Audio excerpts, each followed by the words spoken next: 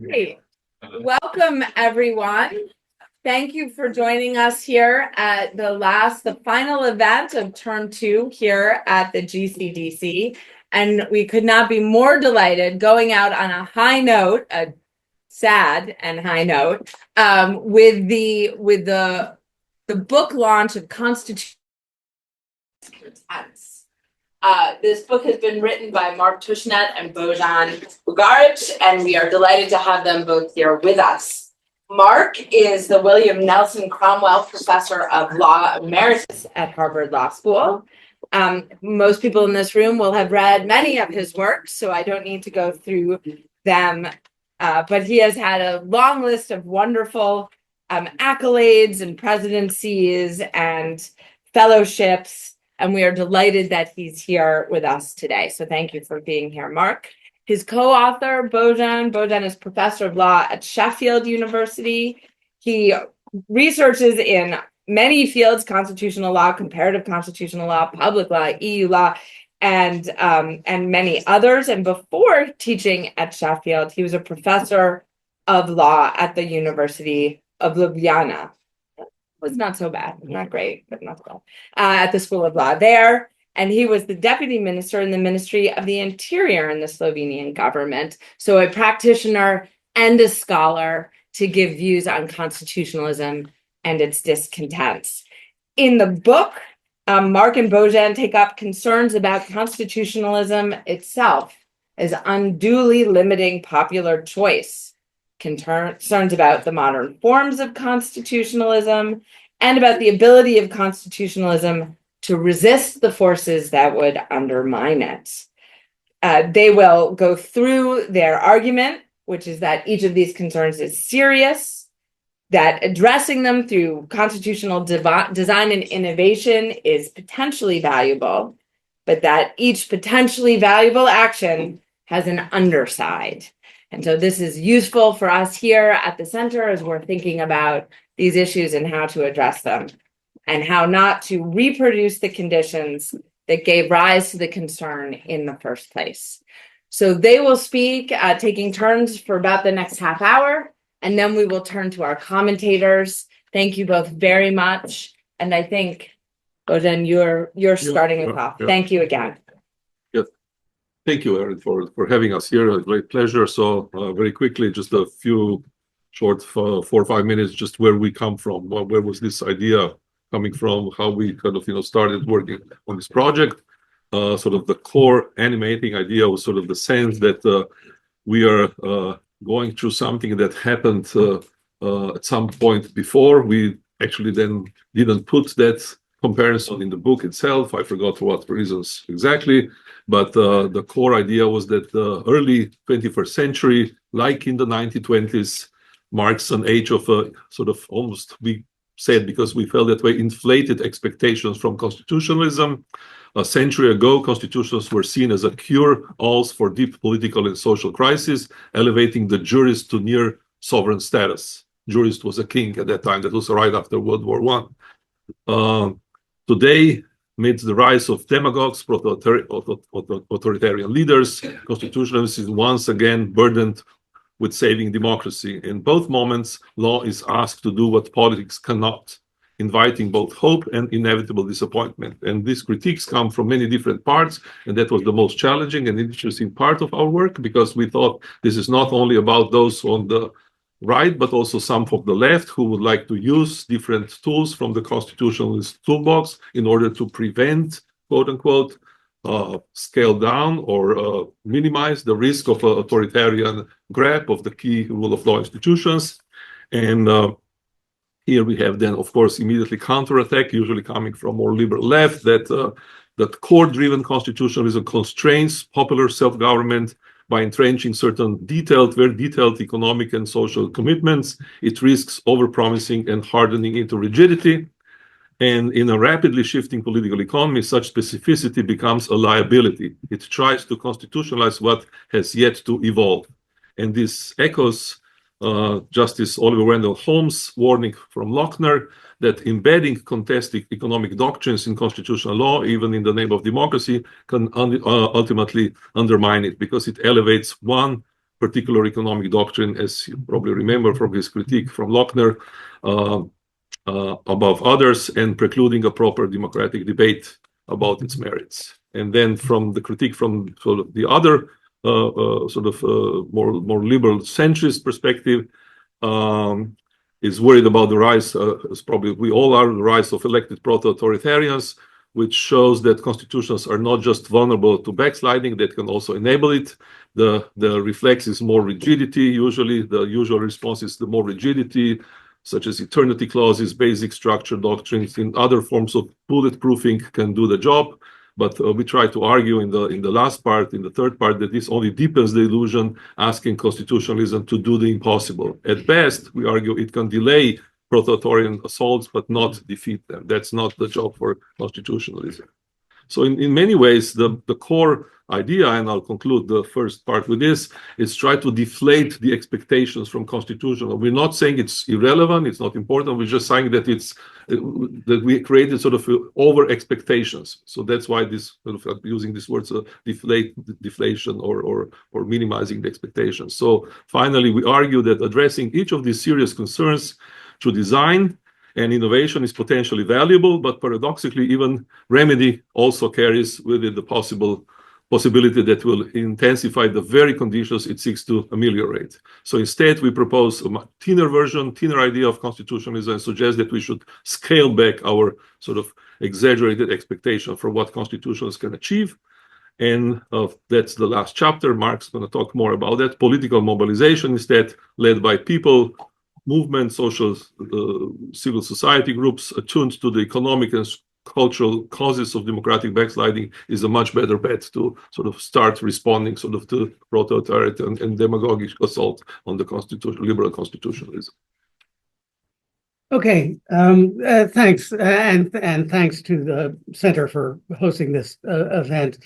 And I'm pleased that I was able to come and participate in it. The first part of the book is about what I think of as discontents with constitutionalism as such. And it, in some ways, was provoked by the near simultaneous appearance of Martin Laughlin's Against Constitutionalism and Roberto Gargarella's Constitutions as a Conversation Among Equals. I may be misstating Gargarella's title. But both of those books argue for, to use Bojan's terms from his introduction, argue against the proposition that it's okay for constitutions to elevate one democratic doctrine, one vision of what democracy is, over other competing democratic visions, just as it was, in Holmes's view, improper to elevate one economic doctrine over another. So it's improper to elevate one democratic doctrine over another, many competing ways of thinking about democracy. And modern constitutionalism, Laughlin is explicit about this, is particularly constraining of democratic decision-making across a wider range of areas than is desirable. And again, not merely in the economic domain, which is what Bojan will talk about next, or what we call programmatic constitutionalisms, but even in the democratic domain itself. And so that's the discontent that we see out there and basically agree with. So the question then is, so what do you do about this? Now, one thing that we do emphasize, and this is something I am particularly interested in, is we have a chapter on the mistake made in thinking about constitutionalism, that it's about limitations on power. Constitutions are also ways of organizing power for the exercise of public purposes. and with a chapter on how sometimes limiting some forms of power actually enables other more beneficial or other alternatively beneficial forms of power. And that perspective informs the response to the what are you going to do about it question, because what we're interested in is seeing how you might conduct a well-organized, well-functioning, self-governing polity without the kinds of constitutionalism that Laughlin and Gargarella and most commentators in the United States think you have to have. Why do they think? I misphrased that. Take back the last sentence. Strike it from the record. Right.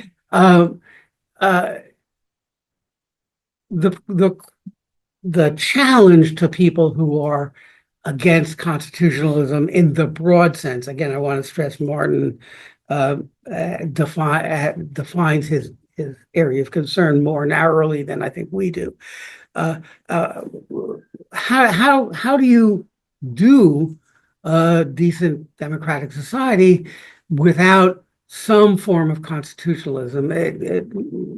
Laughlin uses the phrase ordinary cut and thrust of politics. Leave everything to the ordinary cut and thrust of politics. But the ordinary cut and thrust of politics occurs within an institutional framework that is, as a general matter, created by constitutions. It's not the democratic, equality, free expressions. That's not the central concern at this point. It's the who gets to make the laws point. In the United States, the Senate has 2 members. How come? Well, it's a legislative body. Constitution got to tell you. We use this example. Hitler's beer hall putsch could have been people saying we're the government, and you have to have some way of addressing the question. Well, no, you're not the government. There's a government. There's those folks at the time in Berlin. And that's what the Constitution does. Okay. So how can you be against constitutional in the sense of a document or a way of setting up institutions that are the framework within which politics takes place? And we suggest, actually, you can do that. It would be bad and undesirable if you didn't know who the legislature was at any moment. But that doesn't mean that the legislature at time 1 has to be the same legislative lawmaking body that occurs at time 2. There can be a process of legal and social change that transforms, just as we use this example, transforms the House of Lords from a full lawmaking body into a suspensory in a very limited kind of way lawmaking body. That's the guess it's the Hunter case, the Jackson case, right? And you could, there are ways of developing other responding to institutional blockages created by the existing forms of lawmaking that would that could unblock them through democratic means. Now, what's undesirable, the thing that comes up immediately is, well, look, if you don't know who the executive is, and if you don't know who the legislature is, if those questions can be put up for grabs all at once, you're going to be in big trouble. And our suggestion is, that's probably right, but that's not the way the world of politics works. The world of politics works, the way the world of politics works is that people have some things they want to get done. And they discover that some specific aspect of the institutional mechanism for lawmaking in place interfere with their ability to get it done. The Senate is malimportioned in the United States. That's a particular problem. It's a problem for democratic theory, sure, but it's a problem for the people who want, I don't know, universal health care in the United States. And in order to get universal health care, they figure out some way to get rid of, transform the Senate. They don't care about other problems. Their particular political program generates a concern about a specific institutional blockage to which they respond. So the fear of everything being up for grabs all at once is misplaced given the way ordinary politics works. And if that's true, you actually could have, as we call it, a democracy without rules. Or, as Gargarella puts it, law is a conversation among equals. Nobody would be systematically, institutionally favored by existing institutions if someone was favored by an institution. If a minority was favored by an institutional arrangement, the majority could transform that institutional arrangement through, again, the ordinary cut and thrust of politics, meaning everything else but this thing that's of concern. Okay, so that's I think that's the core argument. We actually, I think, disagree a bit between us about the implications. I'm inclined to say you could do that all the way down. I think Bojan and Laughlin, I think explicitly says, well, there's got to be some real thin core that's got to be preserved against this kind of unsettlement. I'm not sure that's right, but whatever it is, it's much thinner, to use that term, than the arrangements that we now have. Just a very quick, when Mark said that we disagree in this particular case, I very one sentence explanation. Imagine, I spent half of my life under communism, so it was sort of a very good, give you a very good indication of why I cannot go all the way down as Mark tries to do. So we need some restraints. I know if you spent half of your life under communism, you understand that that's very important. So I'm moving to the next part, which is the sort of the programmatic constitutionalism discontent.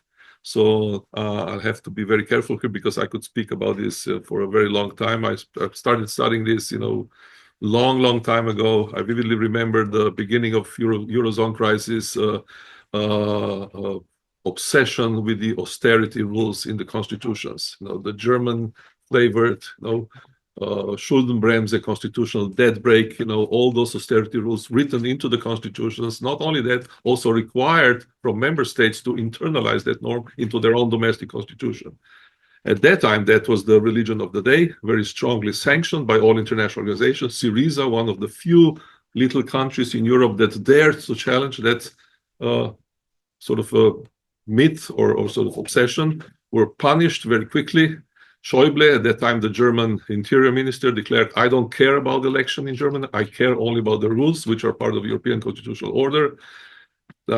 Fast forward 50 years later, even IMF and the World Bank admit that was a mistake. It was a very important additional extra reason that prolonged the austerity crisis. And very interestingly, even Germany changed its own constitution with powerful rules. So I think the reality kind of confirms sort of the danger of putting these immutable rules into sort of fixed constitutional norms.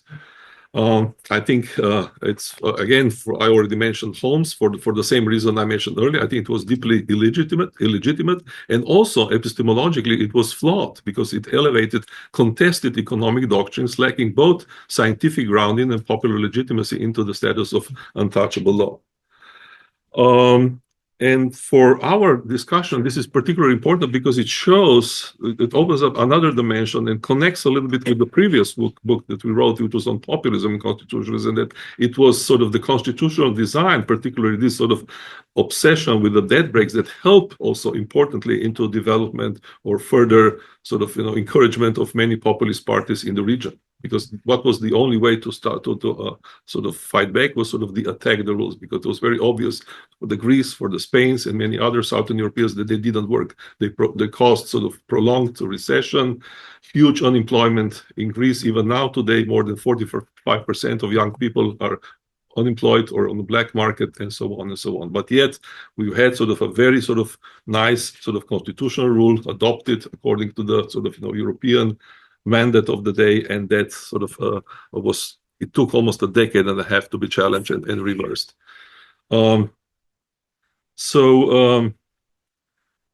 This is just one example.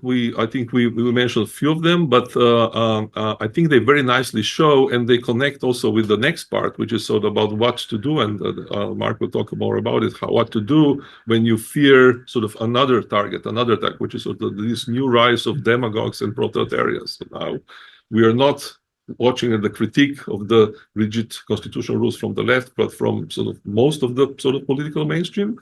And our core point is that it is very, very unlikely. I think we don't have any real good historical or very good empirical proof that imposition of more rules is going to solve the problem. Actually, the same Martin Loughlin that Mark spoke earlier, he has one nice book review somewhere in one journal where he says that paradoxically, we are offering to the people precisely what they're being rejecting at the same time. So we're offering more of the same instead of something else, which is sort of to address the economic and social underlying issues which are bringing forward under sort of the rise of authoritarians and populists. And here, then we finished with the sort of I think it's the third part, right, Mark? Right. We offer some kind of our speculations, how to go away from this sort of even stronger imposition of rigidity, of more independence of courts, more empowering of judicial review, and all the usual stuff that we know from different constitutional toolboxes, to something else, something different. And in the third part, we deal with these issues about democratic retrogression and what to do about it. I do want to emphasize that there's a connection, as Bojan indicates, between the second part and the third part. The second part is a very detailed and very interesting, in my view, analysis of the particular problems created by constitutionalizing the economic program in the European Union. But at the end of the section, we suggest, or we argue, that that's a problem with all kinds of what we call programmatic constitutions. Somebody told me that's a term from Carl Schmitt. I don't know. I picked it up from somewhere, but I don't remember where. Including modern environmental constitutionalism and the kinds of social democratic constitutionalism that's embedded in many modern constitutions. And so the problem is that modern constitutions have to have, as a matter of practical politics, programmatic elements that introduce rigidities that generate discontent with the operation of the constitutional system. Just the example I like to use, we mentioned it, is in Latin America, where you have these constitutional commitments to indigenous rights and to environmental rights, there is a dramatic confrontation between attempting to ensure social and economic rights, which are also constitutionalized, and protecting the environment and the rights of indigenous people, because the way you finance your social welfare programs is through resource extraction, which causes problems in the domain of cultural and environmental rights. The literature about that says that just shows you that the people who are in favor of cultural and economic rights really aren't in favor of them. They're in favor of resource exploitation.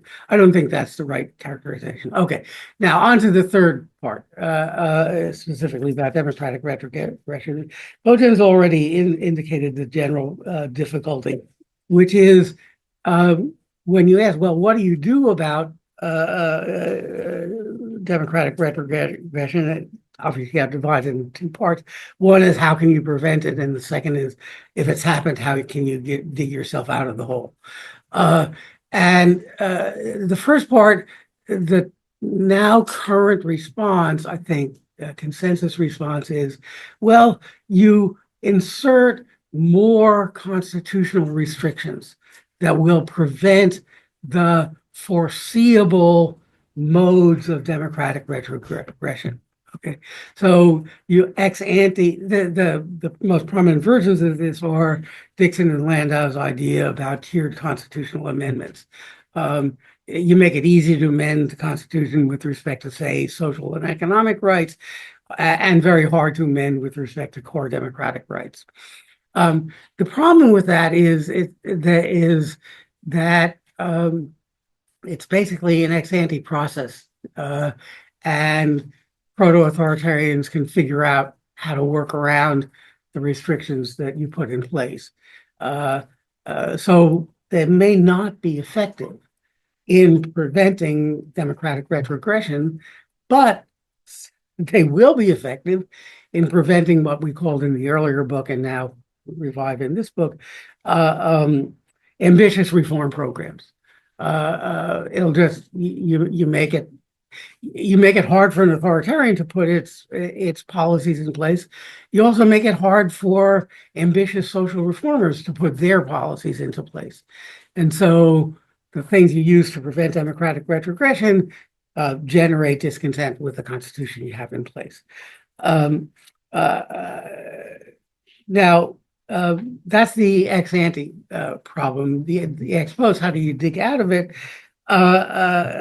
Well, here there's we rely in part by very good analysis by a political scientist named Laura Gamboa and other work. There are limited circumstances in which existing constitutional modes can be deployed to, as I say, get out of the hole that you're in. Sometimes impeachments work, sometimes they don't. The circumstances in which they work and which they don't require analysis. Mostly, though, the mechanism by which constitutions work to help you get out of problems is, as other scholars have put it, as speed bumps that delay the implementation of some of the proto-authoritarians' programs, and thereby provide an opportunity for political opponents, civil society, and the like to mobilize against the regime. And if they're able to do that, that's an important qualification. If they are able to organize and mobilize effectively, then they can use the existing modes of politics to restore the decayed democratic regime. Now, there's a lot of cans and maybe and mights in that formulation, because we need to know more about what's now being called democratic resilience, about these recovery processes. But we know that they're not easy to assemble. The Polish problem is that, yeah, you got a coalition that was against the existing regime. They actually managed to displace the regime, but they disagreed so much among themselves that they couldn't form a stable government that would provide people with what they wanted. And so the quasi-populist forces were able to, despite having lost, still maintain significant levers of power. That's going to be a general problem. But the concluding point here is that this is a political problem for politicians who want to restore power, want to restore democratic power, partly because they want to restore democratic power, but partly because they want to govern. they have to figure out how they are going to win these elections, even if the election field is somewhat tilted against them. And they have incentives to do that because they want to win. And our diagnosis is that the problem with the rise of populism is that of authoritarian populism is that basically center left, maybe even center right political parties didn't figure out the kind of programs that would, substantive programs that would address the concerns that were fueling the rise of the authoritarian populist regimes. But now, having lost, they now have to, they have real incentives to figure out what they can do. And we're not, political advisors. We don't have any real suggestions about what they should do. But our concluding theme is, you can rely on politicians to figure out ways of getting back into power. And some of those will involve modifying the existing party systems, and some of that's going to involve demographic change in who the political leaders are. I'm 80 years old, so I have no idea what a younger generation of political leaders would look like or how they would emerge. But that's the technique that's going to be most effective. I think great. Thank you very much.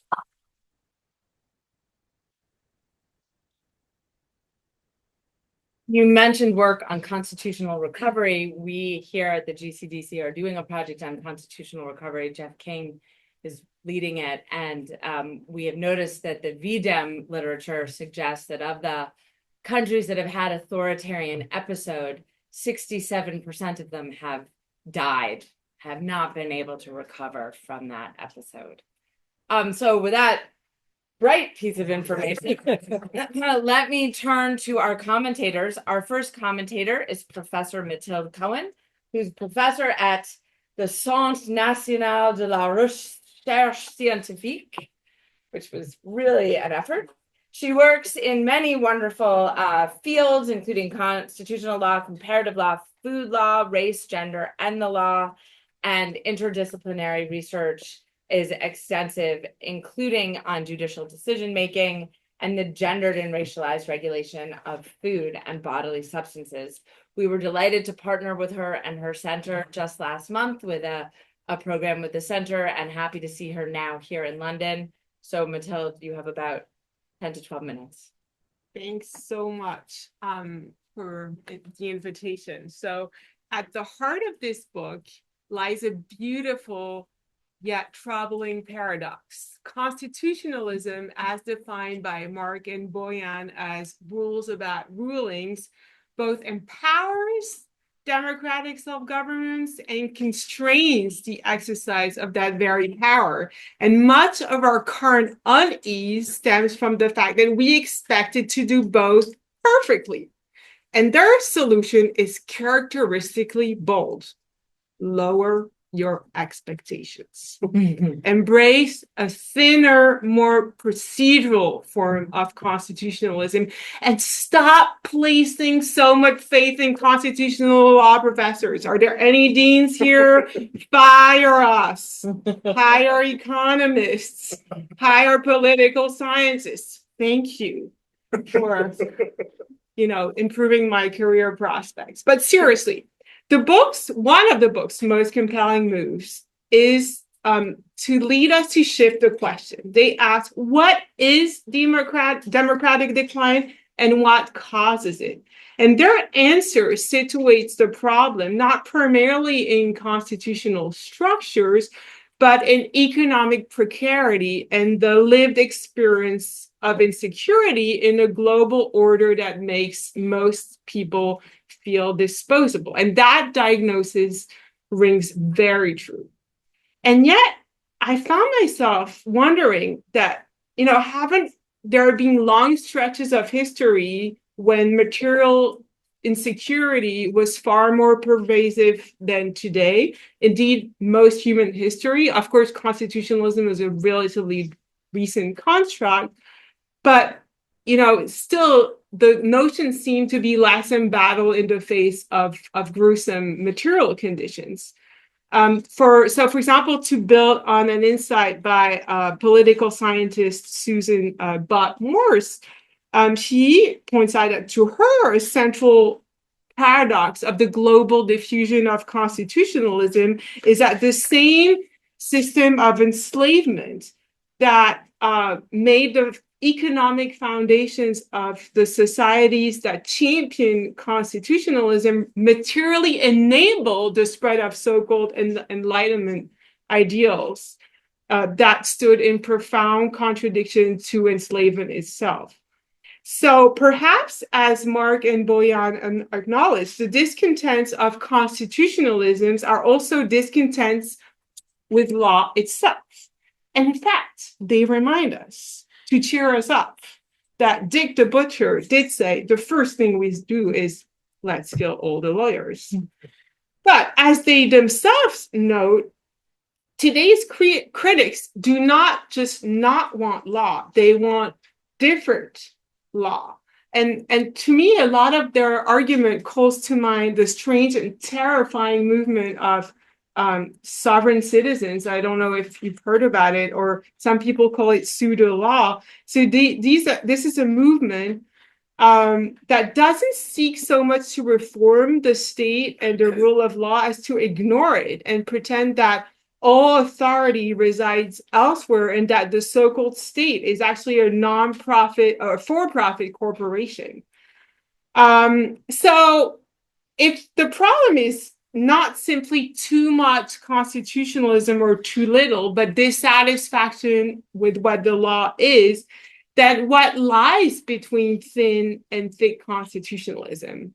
I would like to very cautiously propose a third path, gastro-constitutionalism.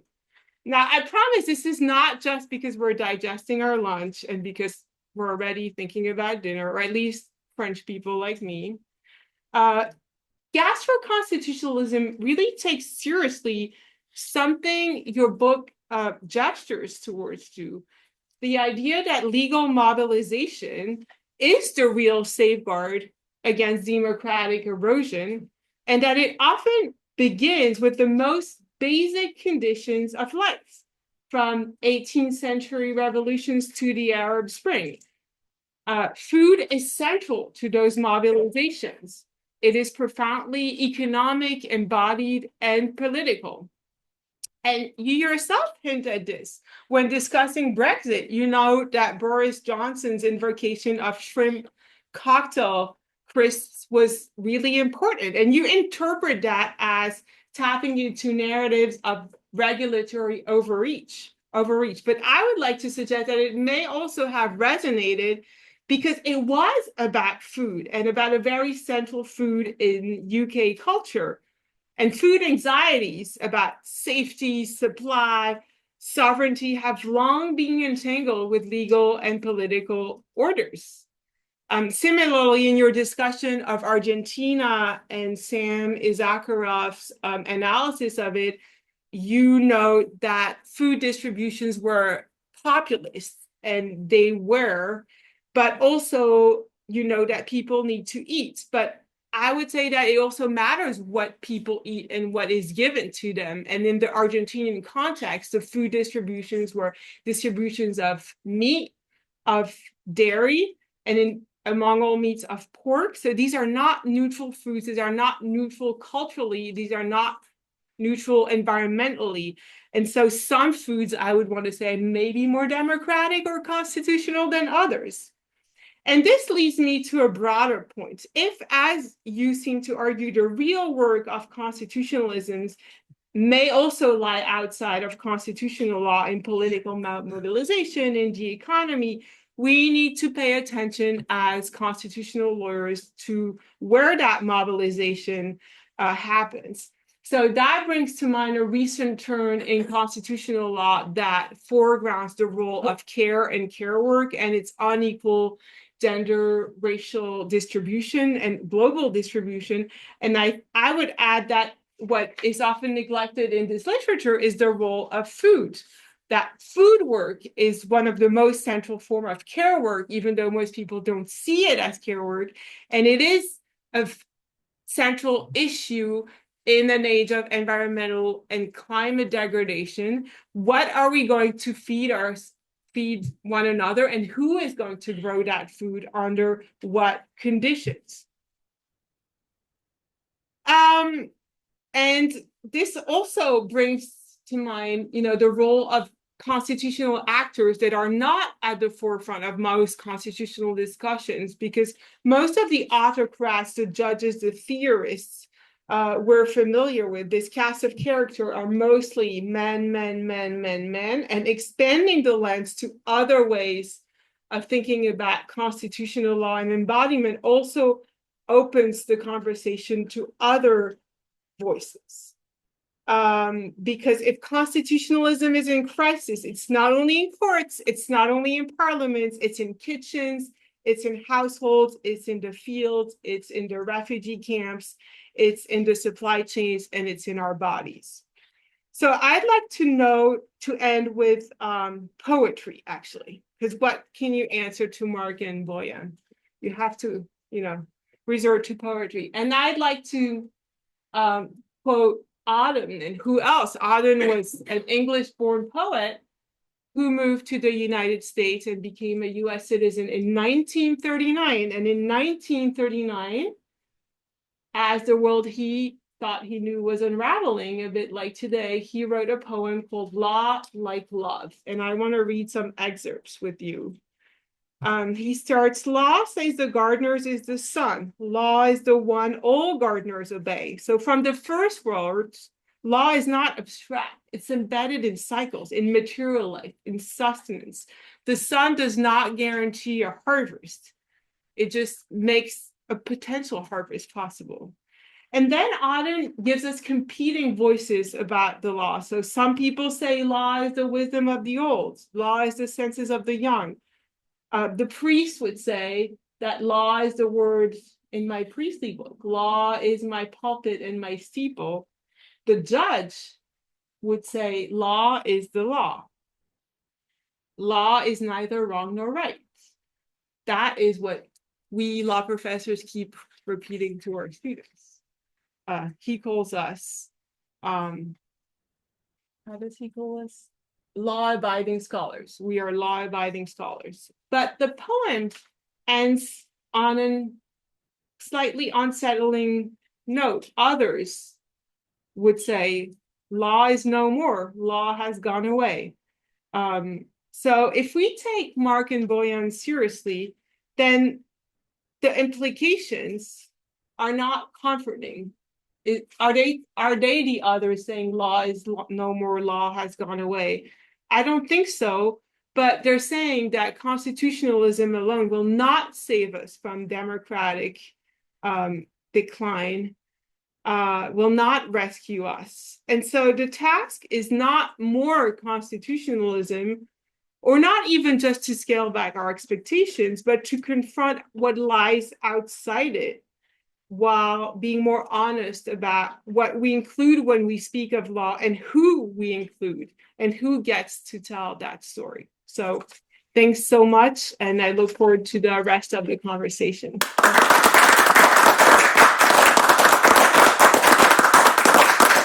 A crit for the crit. And now let me turn to Theunis Roux. Professor Theunis Roux is professor of law at the School of Global and Public Law at UNSW Sydney. Before he relocated to Australia, he was the founding director of the South African Institute for Advanced Constitutional Public Human Rights and International Law.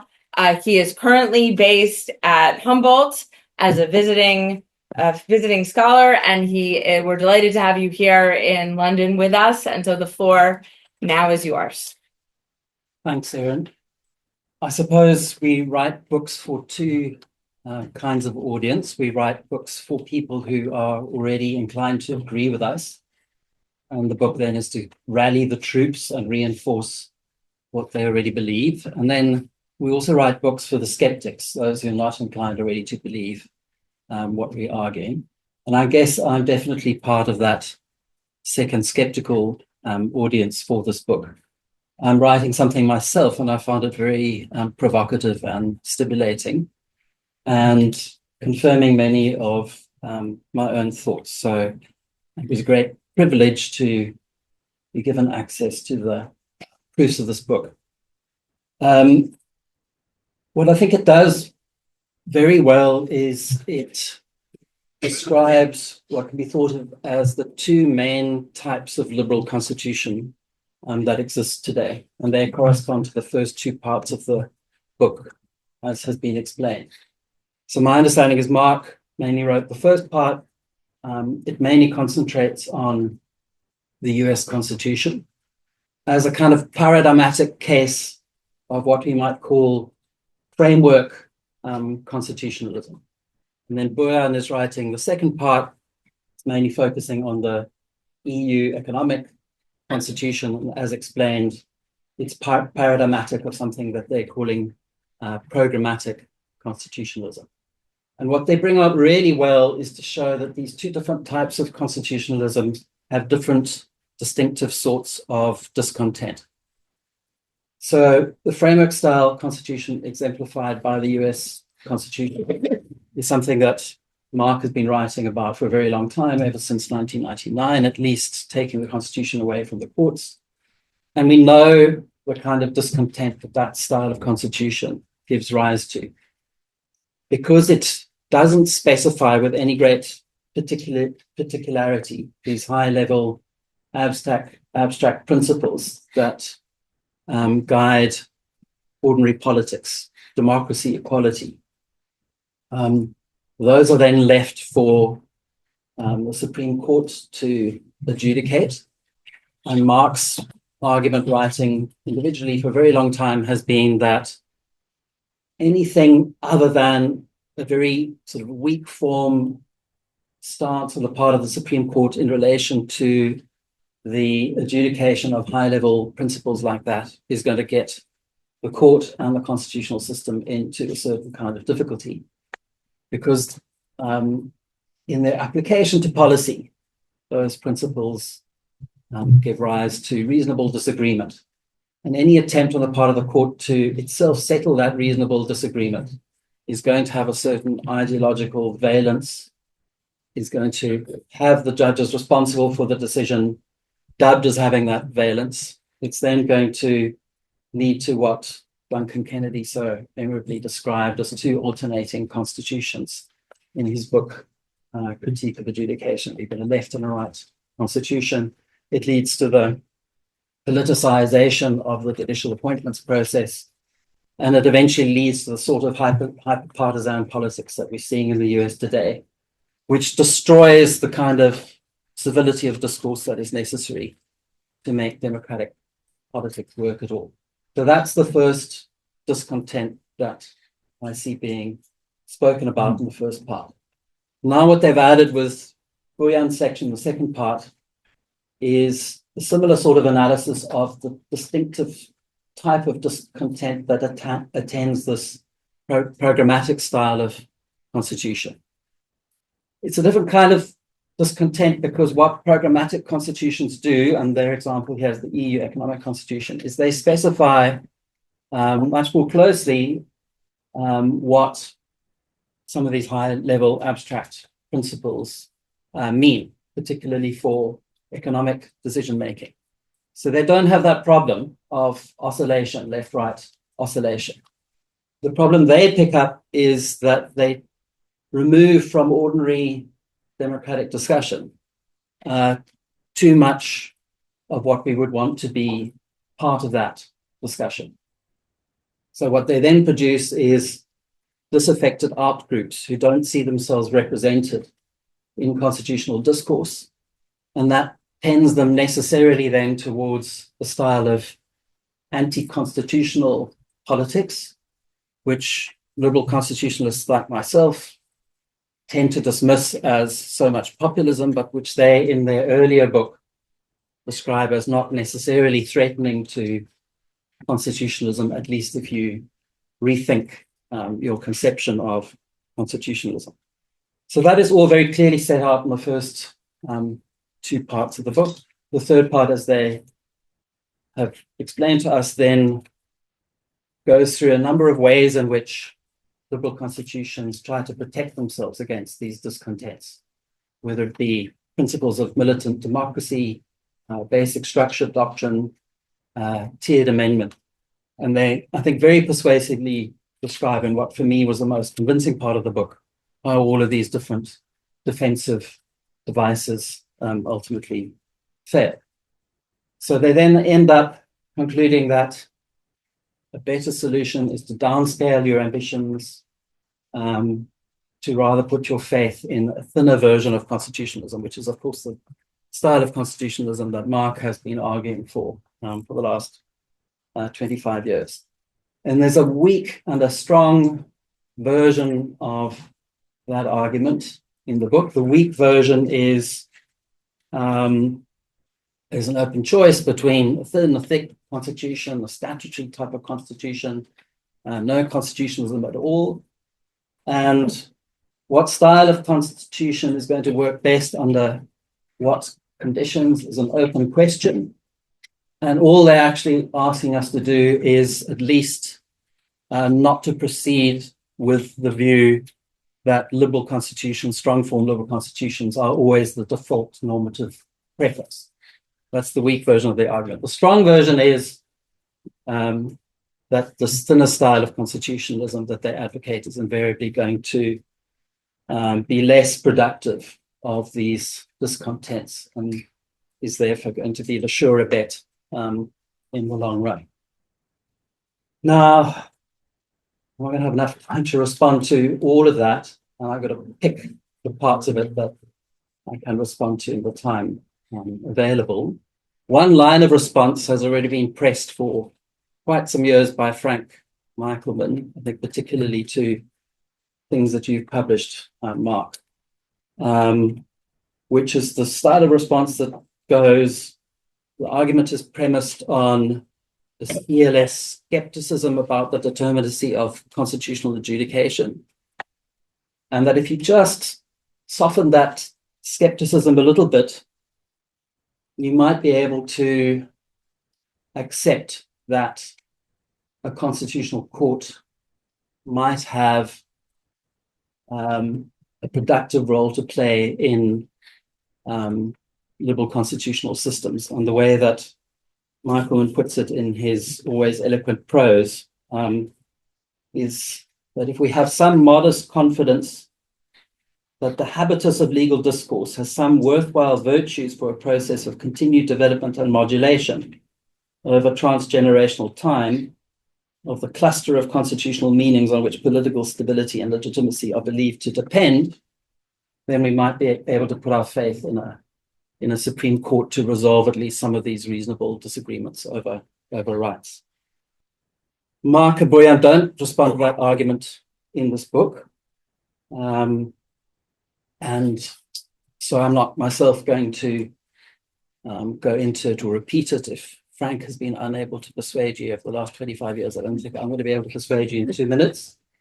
But I would simply say that it does mark a difference between us, and it's a sort of a situated difference between someone who's grown up in the dysfunctional US constitutional system where there's very good reason to be deeply skeptical about constitutional adjudication, and someone like me who's grown up in South Africa where law was seen as a form of anti-politics under apartheid, and there's a great deal of faith in liberal legality. So some of my skepticism about the argument is driven by that situated perspective, no doubt. But let's bypass the legal determinacy question, because they don't, in the end, premise too much of the argument on legal indeterminacy. In fact, the premise, as far as I could see for the first part of the argument, is an empirical premise, and it's a reliance on research by Chebub and Jaworski, which is research that tries to show statistically that human rights, basket of human rights, also property rights, are no better protected under systems with judicial review than systems without judicial review. And then the argument is, given no better protection. The fact that strong form judicial review detracts more from democracy must be the tipping point against that style of constitutionalism. So if that's kind of the target, that is, if I'm right in thinking that is the premise, at least for the first part of the book. Then just a few little points about that. One, that Chebab and Przewalski research, sort of I went and read it myself. What are the high-performing countries without judicial review? You can all just guess what they are, right? They're the Scandinavian countries, and they're the countries with so-called Commonwealth constitutions. So there's a sort of a bias must be in those studies, that there's a prior endowment, if you like, if you want to put it that way, that dictates some of the outcome of that research. And what is that prior endowment? I would say it's the same thing as a kind of a sociological premise for the operation of Tushnetian thin constitutionalism. That's not made explicit in the book, but I think nevertheless has to be acknowledged. And that sociological premise is a long political tradition of reasonable accommodation of differing viewpoints across religion, across ideology, whatever it might be. Most countries don't have the luxury of having that sociological premise satisfied. This was a point for those of you who were here on Monday that was made then, so I won't completely re-ventilate it again.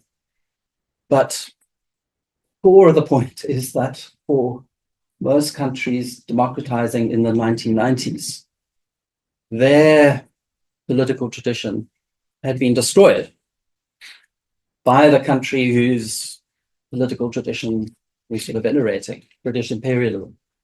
So there's a reason why when Stephen Gardbaum writes about Commonwealth constitutionalism, he's not saying Malawi, Zambia, and Zimbabwe, he's saying Australia, Canada, and New Zealand. In the post-colony, there's no luxury of this unbroken long political tradition, which is the sociological premise for the functioning of the thin constitutionalism that you prefer. So really, there's no choice in those countries but to adopt a legal constitution, and there's no choice but to also arrange for that constitution to be enforced by way of strong form judicial review. In fact, you could put the point more strongly again, and you could say the only reason those countries became democratic at all was the reason that Tom Ginsburg and Ron Herschel give in their studies, that it was precisely the fact that liberal constitutionalism detracts somewhat from democracy that provided the insurance necessary for those countries to transition to democracy at all. So I guess the point then in relation to the first part is a point about the generality of the argument, Mark and Bojan. Exactly how far do you want it to stretch, to what number, proportion of constitutional democracies in the world you want it to stretch to? Erin, if I've got 1 minute just to summarize what I might have said had I had more time in relation to the second part. So the programmatic constitutionalism part, the core of my point there is that the EU economic constitution is not actually paradigmatic, as you yourself have acknowledged about that style of constitution. Mostly the paradigmatic ones are India, South Africa, Colombia, Germany. As you said, they're social democratic. And so that argument you made about the constitution closing down the ability of social democratic parties, center-right, center-left parties to properly represent the disenfranchised working class doesn't apply in most of those countries. But nevertheless, the phenomenon you describe is present. So it is the case that the BJP is not a social democratic party. And it is the case that the ANC hasn't properly lived up to its social democratic ambitions. What is the explanation for that? It's something like the supranational neoliberal de facto economic constitution plays the same role in respect of those polities as does the EU constitution in Europe, which is to say that it disables nation-state governments from being able to address questions of gross economic inequality and poverty. So in the end, the effect is the same and the disenchantment is the same, and it's made all the more disenchanting by reason of the fact that those constitutions promise exactly the opposite of what they're able to deliver. Thanks. Beautiful. I was about to read. Great. All right, so we will give Mark and Bojan about 5 minutes, very short, to start answering the rich set of commentaries, and then we will turn to the floor and anyone who may have questions online. So who would like to take it? Let me start because I'm old, claiming the privilege of age. Three comments. One, I'm going to start with the gastro-constitutionalism idea, which I like a lot. And there are just two additional cultural sources that I would throw into the mix.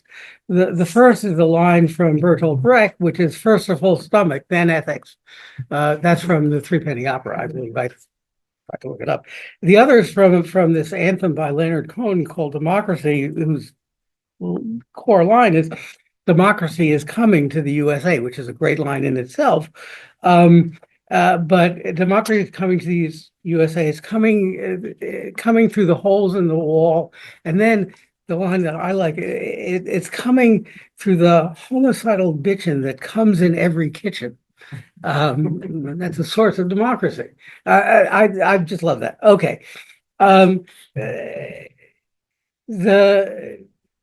One connection, both comments are that many of the things that produce the discontents that we worry about are external to constitutionalism. That is colonialism. I want to say a bit about colonialism independently, but neoliberalism, international neoliberalism, and we went back and forth between us over this, and we ended up saying, look, that's not our wheelhouse. We know about constitutions, but we don't know about economic policy, and so we couldn't say anything worth listening to about what policies other than neoliberalism would have been a good idea and so on. Okay. We do talk about neoliberalism because we do think it is a source, but we can't tell you anything useful about responding to it as a source of these difficulties. On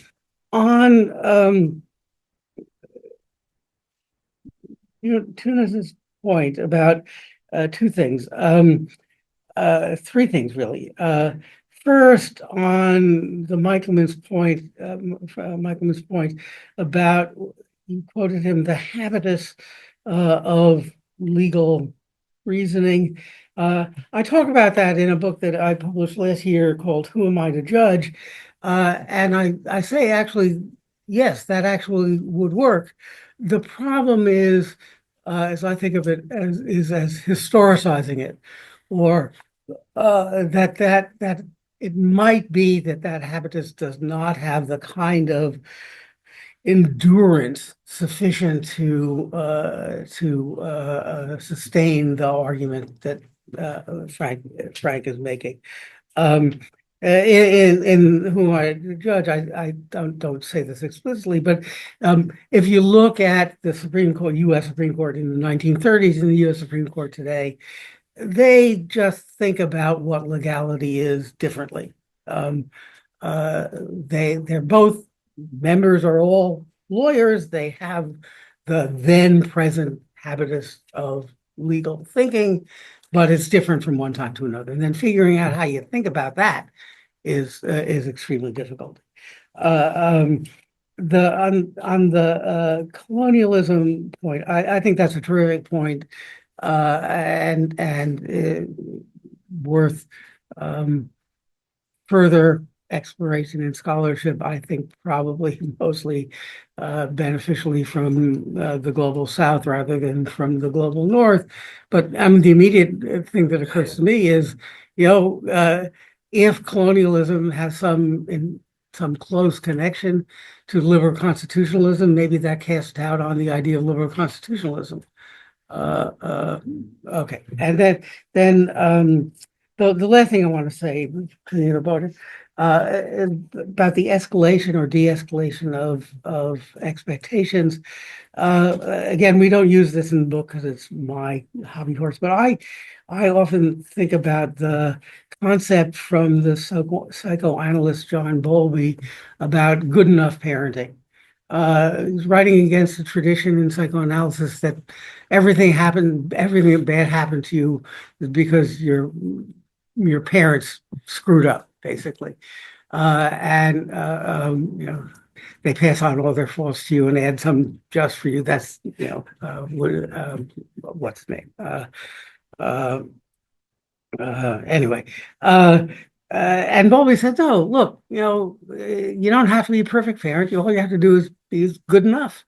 And that's sort of what we want to say about constitutionalism. The people who write in the constitutionalist tradition are looking for the best or the perfect constitution, and we think it's fine to have a good enough constitution, and good enough can be, in my terms, thin.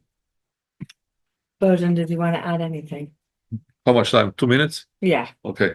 So I understand we have a lot of people in the room, so we want to give everyone a chance to respond or comment. So I'll be really short. So I'll start in the reverse order. So back to Theunis first. The last point, I thought, I think to say that, the EU is not paradigmatic in a way that, can be clearly distinguished from all others that you mentioned, I wouldn't subscribe very quickly to this view. I'm seeing a lot of work by younger German scholars pointing precisely sort of to this deep, intimate link between this German obsession with the austerity and all the troubles and the discontent that we described in the chapter on the EU constitution.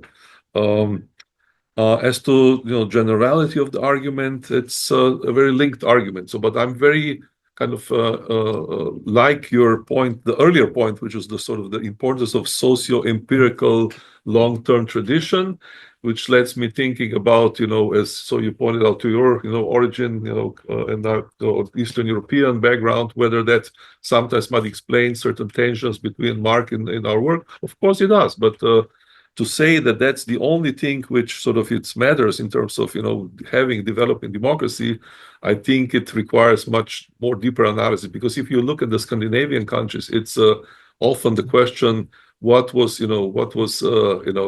preceded, what started first, and what you see basically is this sort of a unbelievable importance of a strong push of different, even the early forms of Danish populism, should be credited in the for the development of a strong form of a Danish modern constitutionalism. So I'm in favor of sort of appreciating the importance of the context, absolutely, but I don't think that necessarily implies sort of that contributes sort of to the detriment of the generality of the argument. And to the first one, I'm basically pretty much in agreement with most of what Mathilde said. And as to the what was the Mark, I think you responded right to her first point.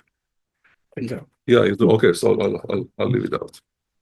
All right, thank you very much. With that, and exactly on time, thank you to our authors, to our commentators, and to our audience. Congratulations on finishing the term, and I hope we'll see you again at the GCDC. Thank you.